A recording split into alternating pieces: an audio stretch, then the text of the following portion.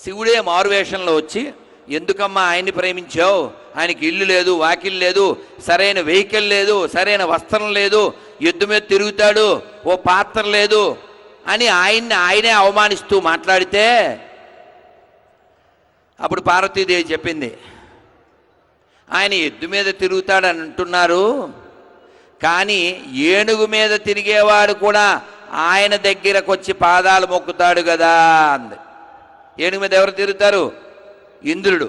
కాబట్టి శివుడు మనందరి లోపల ఉన్నాడు, మనందరిలో కనబడుతూ ఉంటాడు. అందుకనే వేమన గారు ఓ సందర్భంలో చెప్పారు, అద్భుతంగా చెప్పారు. ఏం చెప్పారంటే, జీవులలో శివుడున్నాడండి,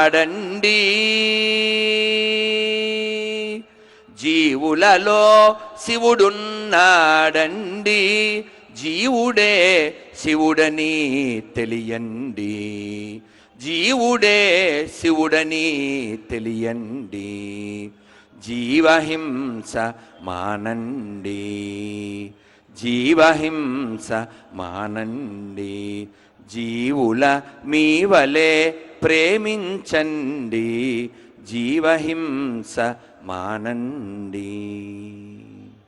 మనందరం ఏదో సందర్భంలో జీవుల్ని హింసిస్తూ ఉంటాం. దేనికోసం? నాలిక కోసం. కానీ మన నాలిక కోసం ఏలిక సృష్టించినటువంటి ఈ శరీరాన్ని మనం ఖరాబు చేయకూడదు. అందుకని గుర్తుపెట్టుకోండి, ప్రతి జీవిలో భగవంతుడు ఉన్నాడు. అదే మన భారతీయ తత్వం చెబుతుంది. కాబట్టి మనం అందరం కూడా దయతో కరుణతో జీవించాలి. అదే సమయంలో మన దేశానికి ధర్మానికి అవమానం జరిగేటువంటి పరిస్థితుల్లో పౌరుషంతో స్పందించాలి. మనం గతం మర్చిపోయి ఏదో ఒక లోభంతో లాభం కోసమని పక్కదారులు పట్టకూడదు. మన పూర్వీకులు అలా చేయలేకనా, వాళ్ళని వాళ్ళు అమ్ముడైపోలేకనా కాదు. మన ధర్మం ఎంత గొప్పది అంటే ఒక హిందీ పాటలో చెప్పారండి. మీరు పాడితే సంతోషం, లేదు నువ్వు పాడతాను, చక్కగా వినండి. చందన్ హై ఇస్ దేశ్ కి మాఠీ, తపోభూమి హర్ గావ్ హై, हर बाला देवी की प्रतिमा, बच्चा बच्चा राम है, बच्चा बच्चा राम है, चंदन है इस देश की माटी, तपोभूमि हर गाँव है, हर बाला देवी की प्रतिमा, बच्चा बच्चा राम है, हर शरीर मंदिर सा पावन, हर मानव उपकारी है, हर शरीर मंदिर सा पावन, हर मानव उपकारी है, जीवन का आदर्श यहाँ परमेश्वर का धाम है, जीवन का आदर्श यहाँ परमेश्वर का धाम है, बच्चा बच्चा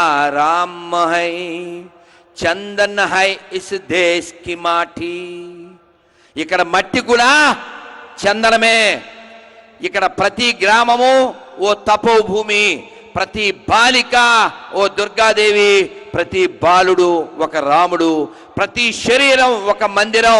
ఇక్కడ పుట్టిన ప్రతి వాడి యొక్క లక్ష్యం పరమేశ్వరుని చేరడమే. కాబట్టి పరమేశ్వరుడు ఎక్కడున్నాడు? అంతటా ఉన్నాడు. మనం ఇందా చెప్పుకున్నట్లుగా నాలోన శివుడు గలడు, నీలోన శివుడు గలడు. కాబట్టి ఆ శివుణ్ణి పొందడానికి ఈ మహాశివరాత్రి మన ఇండస్ ఫౌండేషన్ తరపున మన ఏనుగుల రాకేష్ రెడ్డి గారు ఇలా 6 ఏళ్ళుగా జరుపుతూ అద్భుతంగా చేస్తున్నారు. మీరందరూ కూడా ఓపిక్గా ఇన్ని వేల మంది చక్కగా ఈ హయగ్రీవాచార్య గ్రౌండ్లో ఈ హనుమకొండలో బంగారకొండలా కూర్చుని వింటున్నారు. మీ ఓపికకి మీరే ఒకసారి చప్పట్లు కొట్టుకోండి. మరి ఒక్కరిని కొడితే చాలదు కాబట్టి. ఎంత బాగా ఎంతమంది చెప్తున్నారు. ఓ మొగిలయ్య గారు కావచ్చు, మన వినోద్ గారు చెప్పారు, ఎన్ని విషయాలు చెప్పారు. మన ఇక్కడ గతంలో 2004లో ఎంపీగా ఉన్నారు. వారు ఉన్నప్పుడు ఏం చేశారో చెప్పారు నాతో పక్కన కూర్చున్నప్పుడు. పేరిణి నృత్యం కాకతీయుల కాలంలో వారు యుద్ధభూమికి వెళ్ళే ముందు అది వారికి ప్రేరణగా చేసేవారట.